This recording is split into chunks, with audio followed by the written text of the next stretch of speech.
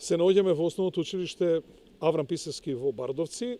Дојдов денеска да ги проверам изведбата на работите на реконструкција на тоалетите во ова училиште. Претходно беа заменети чучавците.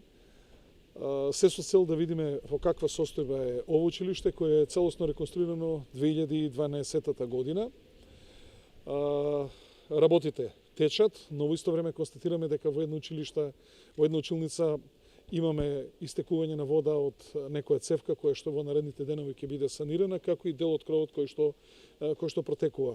Сето тоа во наредните денови ќе бидат санирани, но во исто време спортската сала гледаме дека целата е со плексиглас, односно прозорите не функционираат, недоволно може да се види дека има осветлување, значи ќе извршиме реконструкција и на стаклата на спортската сала, но за нареднава година ово училиште го предвидуваме за темелна реконструкција.